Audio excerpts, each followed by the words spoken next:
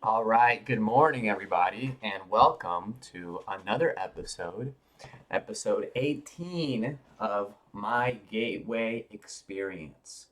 Thank you for tuning in, and the purpose of these videos is to document my journey through the Monroe Institute's Gateway Experience. It's a series of 6 waves with 6 tapes in each wave, and I am currently on the fourth tape of the first wave. It's called Release and Recharge. The purpose of that tape is to convert our fears into clean and usable energy so that we are not repressing or suppressing memories. If you are not familiar with any of my other videos and you haven't seen those, do go ahead and check those out because I will be referencing quite a few of those points in this video.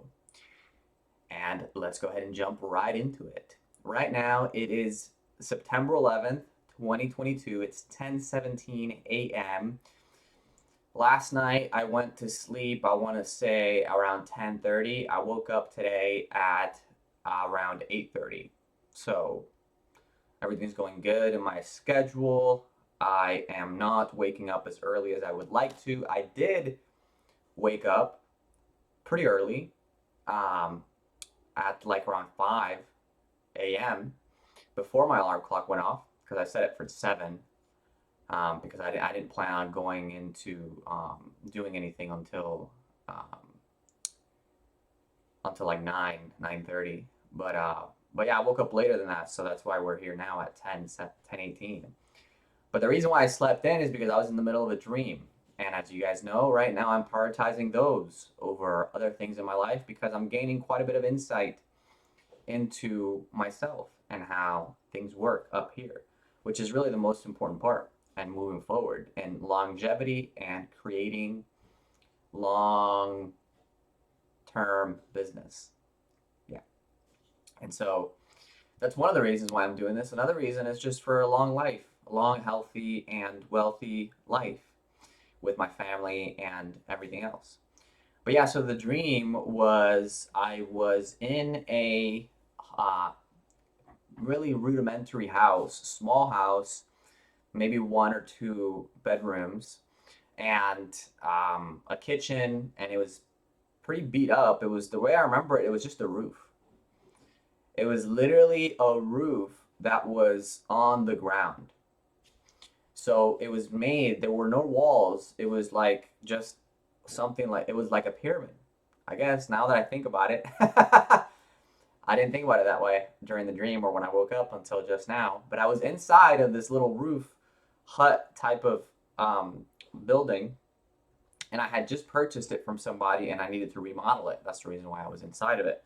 And I decided to kind of remodel it myself and just live in it, which is not what I want to do in real life. You know, I want to hire contractors and do it that way and have them do the work. But in this dream, that's what I was doing. I was inside of this hut. I was doing the work. I remember the kitchen was there. I was looking in the cupboards of the kitchen. It was a pretty small kitchen. There were some plants and things left over from the previous owner. And there was like a lot of taco shells. I guess this guy was really into taco shells, and I think he might have worked at Taco Bell because there was like a bin, a Taco Bell bin in there. I don't know. This is crazy, but I'm just gonna tell you guys about the dream. So then, as I was kind of doing some work, cleaning things up, making sure that things were up to standard so that I could rent it out or sell it later, some things were happening inside of the house. I was like, some people were coming to visit me, I guess, and it was nighttime, I remember, and I was like zipping up a bunch of things for like the there was like a screen, I guess, for to look at the outside or for like mosquitoes or bugs or other people to get in. There was, even though it was a roof, when I looked at it from the outside, when I was inside of it, it was different. This is the nonsensical matter of dreams, but I was zipping it up, and I remember that part specifically. And then I remember eventually the owner came back, and the previous owner, and he came back because he was having trouble with whatever his next step in life. I guess the new property that I was maybe planning on getting or whatever. after he sold me this one. And so I said, okay, well, do you want to just rent it back from me? And he was like, yeah, I'll just rent it back from you. So he was making payments on time and everything to me after I had done just a little bit of work to like slightly fix it up. He didn't care because he had obviously been the one that did the damage to it and everything before. So he was just making payments at this point to me, and I was cash flowing on the property after expenses and everything else. So eventually, I went ahead and bought some land around the little hut thing, and then, sorry about that. I should have thought ahead and muted this alarm um, before I started recording, but this is what happens when you're just recording once. So anyway, I bought some land, and then I bought some horses, and I started like breeding horses. And a lot of people were coming into my life, and they were telling me like, "Hey, you don't know what you're doing. You don't know the season for horses. You can't keep them that close to each other. You have to have stables. You have to have all this." I was like, "Okay, I'll build the stables." So we built different stables for them because I bought a bunch of the land around this place. And then they were telling me, "Hey, it's gonna get cold, and you don't know what you're doing, so the horses are gonna die." So I was like, "Hey, no worries. We're just gonna buy a bunch of blankets, and we're gonna put them on the horses, and they're gonna be fine."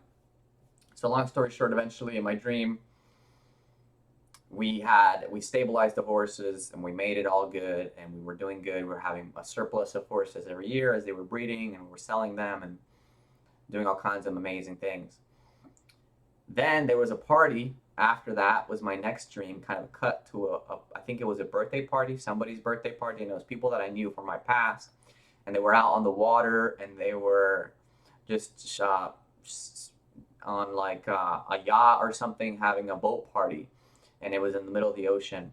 And they called me because I was also having a party, but I was in like the marina. I wasn't out in the ocean. I was closer to the land. And they were like, "Man, what are you doing over there? You should come out here to the water." And I was telling them about my horses and what I'm doing and how great it went. They're like, "What are you doing raising horses? That's so stupid. You should just come out here and hang out with us." And I was like, "Really? You think I'm stupid? What are you doing out in the middle of the ocean? What happens if, something happens? You're just going to be feeding sharks, And they're like, "Ah, ha, ha, fair enough, fair enough." And so we're kind of teasing each other back and forth. And eventually I just kind of kept going. And then I remember kind of leaving that place and starting to like fly around and being in my car, also driving and kind of coming because I think I had to pick something up. And then I came back to the party, and I was like, "Yeah, but the water looks great. So I'm glad that you guys are out there and in the middle of, we're over here in the water too. It's just not as deep. So I'm gonna kind of go and end this conversation. I'm gonna just hang out with everybody that I know." And they're like, "Oh, okay, okay, well enjoy. And then so after that, cut to like somebody being at this like TV show type of thing where they are being congratulated for being in the most weddings. I don't know. They were kind of like in every wedding that was of somebody slightly famous, or you're just they were like in this dream. It wasn't like anybody specific from our reality, but it was in my dream. I can't even tell you who these people were, but this guy was like in every photo of every wedding. And so he was in this TV show. They were interviewing him, and they were asking him like, "Man, how did you get in so many weddings?" And he was just making kind of fun of it. And he was like, "Oh, I'm just having fun. I'm partying with all my friends. Like doing all this cool stuff."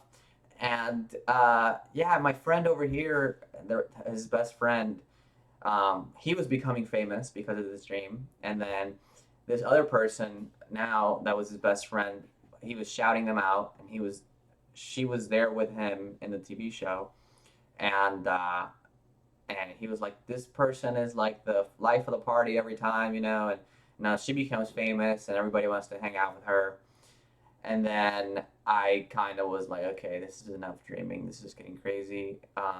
So I just woke up, and that was my dream. So I woke up at like 8:30 this morning, and whatever that means.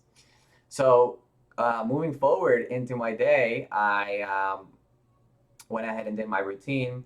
Then I spent some time with my kids, and then when I went and I did my meditation, I the main thing that to be honest, like last night, I didn't want to do it. I found myself kind of being afraid. I didn't want to face my fears because I knew that that's kind of like what's happening in this meditation. It's like really making me face my fears and converting them into allowing them to just let go and letting go of my fears. And really, I'm gaining quite a bit of an insight into my behavior, into why I do the things that I do. And so in today's practice, after doing my energy conversion box and my resonant tuning and my reval without any guidance, and then doing the affirmation, which I've talked about in my other videos, and then going ahead and doing my focus 10, and then looking at my energy conversion box and the fears that came up for today, it was fear of success. Funny as that is, fear of success. Why would anybody be afraid of having success? I have noticed that happening in my life, and I'm going to tell you why after learning about it today. Why it is that anybody would be afraid of success.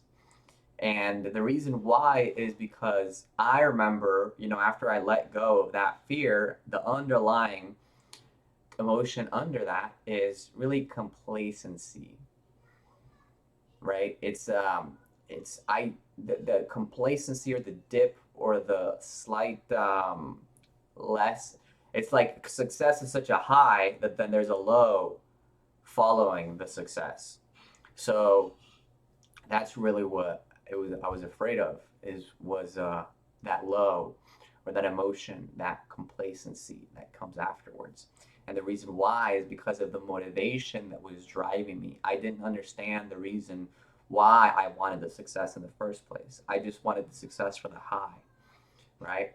And it was also because I not only wanted it for the high, but not only did I not know my why, but I was also only motivated by fear. That was the reason why I was doing things, was just to survive. So every time I would get enough to survive, I would find myself falling back to this complacent state, and that's the place that I didn't want to be at. That's the place that I was afraid of. It's the emotion, the low that I didn't want to experience, and that's the reason why people are afraid of success. After doing my practice and really meditating on that and understanding it, I let go of that emotion, and I just had to understand that. It really comes back to not enough. That's really what it comes back to at the end of the day. Pretty much every time is like not being good enough, and yeah, basically that's the most fundamental thing, and or not having enough, you know, um, and then when you do get enough, then you have enough, so there's no reason to keep going until you don't have enough anymore, right? So when we switch all that and we replace that energy with, hey, we have enough, and I'm not doing things because I don't have enough. I'm doing things because I want to give to others, because I want to give to those that don't have. I want to raise the vibration, raise the frequency, raise the abundance level of our world, and I want to be here for that purpose. That is my purpose. It's not just for me, but it's also for every other, because when I have enough, it's important to give to others and to allow them to have enough as well, and to have them give to others once they have enough, and then it just multiplies and expands. And that is the way to do it. And so yeah, this practice is amazing. Today was my fifth day doing the release and recharge tape.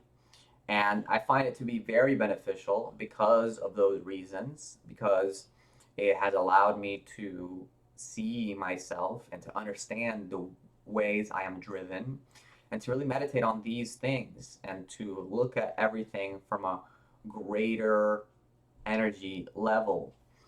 And so, yeah, I think that's going to do it for this video. I hope I answered some of your questions if you find yourself not understanding why things or how they work. And a lot of the times when we hear something like this for the first time, it doesn't really resonate with us. We don't want to admit to ourselves because that pain body or that emotion is still there. It's still hardened. We have to soften that emotion until we can let it go.